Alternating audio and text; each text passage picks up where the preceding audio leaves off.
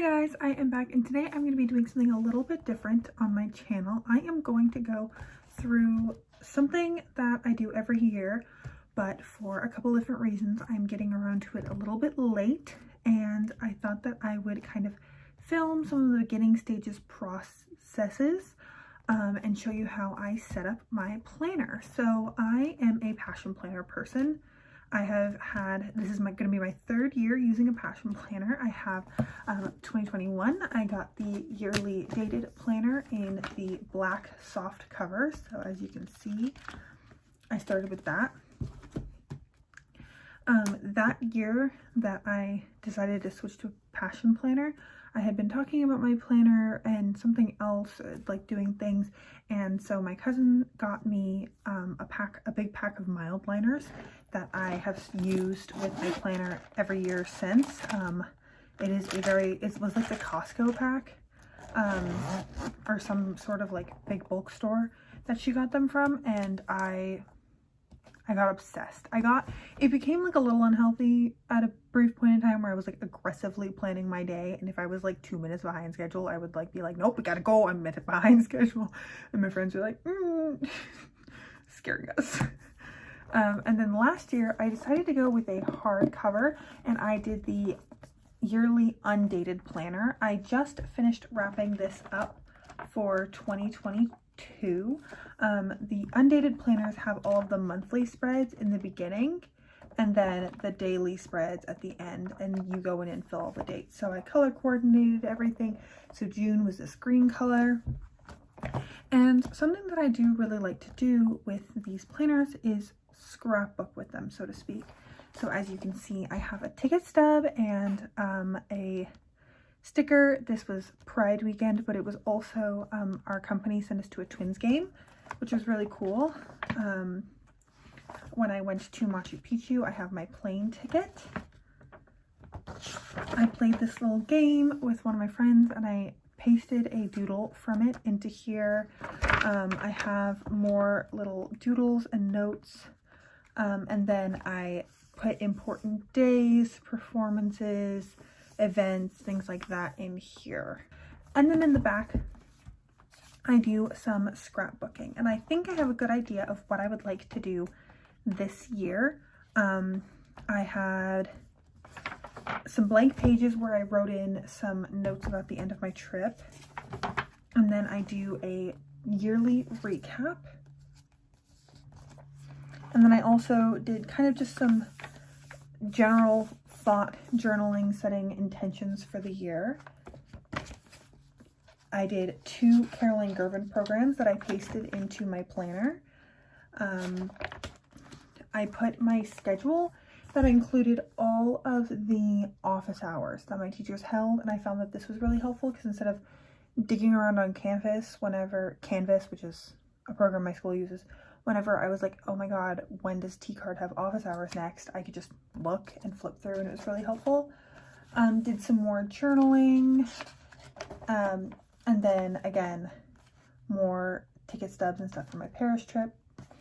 And then I did a strength tracker, kind of tracking how much weight I was how much weight I was able to lift. Had some workout split ideas. I color code everything, so each of my classes and activities is a different color.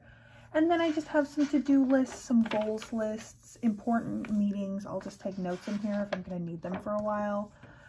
Did some goals, brainstorming, senior year checklist, and impulse journal. So whenever I had the impulse to buy something, I would write it down here and kind of think about why I wanted it and maybe make a goal for using it. And then my Christmas shopping list. And then it has a nice little pocket in the back for me to hold on to things. So when I was like getting my wisdom teeth removed, I put all of the information for my surgery in my planner so that I also had a reading list. I think I skipped over that on accident. Setting this up does take some time. The undated is by far the biggest time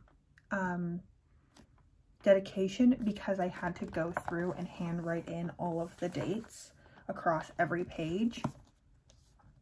So that did take quite a while. So this year I got the dated 12-month medium, and I love a Monday start to my planners. You can do either a Sunday start or a Monday start to these planners. I will link them down below. Right now they're pretty heavily discounted because it's the 6th or 7th of January when I'm filming this. And so I got this for Christmas. It is their celestial blue cover, and it's in conjunction with the nonprofit called Our Own, which is a youth group type thing. Like, they dedicated to making purpose popular while dismantling systematic barriers in nutrition, education, entrepreneurship, mental health, and physical fitness to further ensure social equity for our youth.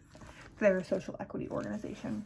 These can be kind of pricey. The way I justify it to myself is I use these every single day. So that is how I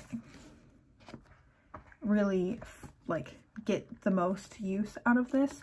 Not everyone's a planner person. Not everyone likes physical planners. Some people like hardcover, or non-hard copies. They like digital planners and things like that.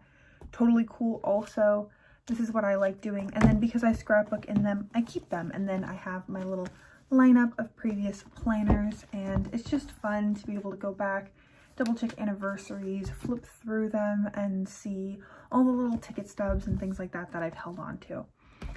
So this is fresh, have not dug into it at all. So I'm going to kind of film the process that I did, the process that I'm going to do to set up this planner.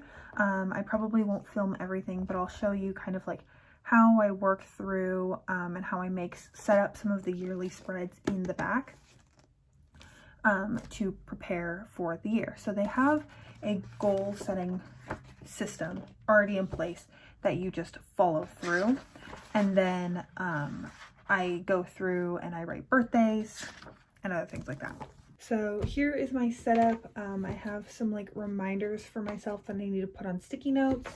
I have sticky notes, my mild liners, a couple black pens, and a couple pencils, or like mechanical pencils. And then I also have like some washi tape and some stickers, so in case there is something that I do want to throw in there, I can. Especially they have like some little notes to self that I can start the year with. So I'm gonna try and actually make an effort to use more stickers in my planner this year, because if I don't, I'm just gonna give them away, because frankly, did not use many stickers at all in my planner last year, so I want to actually like get to using them. So to start out my planner, I go through and I write in my name and my email address in case I lose it, because I'm kind of spazzy sometimes like that. And then the first few pages has a intention setting section where it's just 3 simple questions about what motivates you, and so I fill those out. Those I tend to try and be very thoughtful about, even though I don't really go back and look at them as much. And then I work through the goal setting portion. So they have a setup where you set goals for 3 months out, a year out, 3 years out, and over your lifetime. You can change these time intervals if you'd like, and then you revisit this halfway through the year and at the end of the year. And then you pick goals that are called your game changers. Once you're done with the goal setting activity, you highlight them or circle them, and then you pick those. Those are supposed to be the goals that will most directly and like beneficially impact your life. And then you pick one and you kind of expand upon it. So for this example, I did kind of creating content for YouTube, and so I thought about ways that I could make new and interesting content, continue having fun with it, and continue making things that really resonate with me. So then once I did that, then I went through and I actually started one of my kind of yearly spreads. This is my color coding page. This is just because I color code my months of the year, so for the actual monthly spreads, and then I color code the activities that I do very vaguely, like classes will have different colors, and YouTube has a different color, hanging out with friends, cooking, things like that. And then I went through to my monthly spread and I started adding in important things. So at the beginning of the year, usually I only have a couple of things for January, maybe some trips that I know I have planned for like spring break or something like that. And then I also go through and I write down birthdays, other important dates, the first day of classes, the first day of my new job, and I will pencil in things that are maybe subject to change. So I'm dog sitting later this month. I'm not sure exactly what days she'll want me yet. That might change if her plans change. So I pencil that in. But then a birthday doesn't change, so I write that in pen. And then I'll go back and use these spreads later to track exercise, activities, little weekends, things like that. And I really enjoy these spreads. Then I started working on my yearly spreads once I did all of the monthly spreads. So I like to have a place to write notes for the next year. I know it sounds silly to be already leaving space for 2024 and it's like 4 days into 2023. But especially towards the end of the year, it's nice for me to be able to write down quick notes about things that will be happening in 2024 at the dentist when I make a new dentist appointment, or at a family event. They're like, oh, hey, we're doing this and such on these days. You're welcome to come. I can just do a quick note, and then later when I'm going back and filling in my calendar, I know what things are. So then I have my 2023 recap, or sometimes I've called it a memory log or a year at a glance. This is mostly for fun. It's a way to reflect on what I've done. Every year I pick kind of a new color theme. This year is pink, last year was blue. And then I also added in my reading log because I'm doing my reading book challenge. And then I copied over a spread from 2022, which is my senior year checklist. It's just little fun things that my friends and I wanted to accomplish in 2023.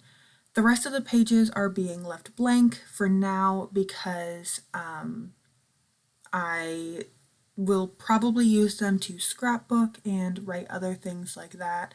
And the last thing I added into this journal was a wish list type thing. I wanted to start doing this inspired by Hannah Louise Poston and Chelsea Fagan from the Financial Diet and a few other people. Instead of buying things on impulse, you write them down on this wish list and you kind of think about why you want it, and then you track whether or not you actually purchased it or whether or not that impulse like stayed with you.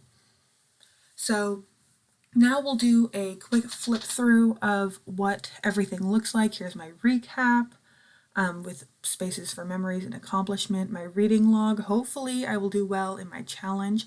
I added this winter workout schedule off camera just because I printed it and was like gluing it in and I didn't think that was exciting. Here's my color coding and my senior year checklist. I already have 2 things checked off, and then there's my shopping wish list. So that is everything that I do to set up my planner for the year.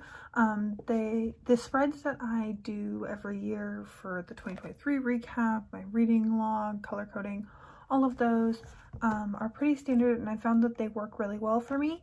And then I like having each month have a different color that it corresponds to, and I do like taking this time to add in the things that I know I have coming up that I just haven't gotten the chance to yet. Birthdays, important appointments, finals weeks, all of those kinds of things. So this is a very fun process for me. I love the goal setting setup of this planner. And other than that, I am really excited to dive on in. So now I just need to go in, add everything I've been up to the past couple of days, and put in my plans for next week. So if you enjoyed this video, please let me know. I know it's a little bit different than my normal content. This is probably going to be a bonus video for a week coming up, but I've gotten so much joy out of my planners, and I wanted to share how sometimes it can feel really overwhelming to get a blank one when you're like, oh my god, I don't even know where to start. And now that I've kind of found some spreads that I like, I find it much easier to get focused and do it all. I do it all in about like an hour or 2. And that's including me talking at the camera this time.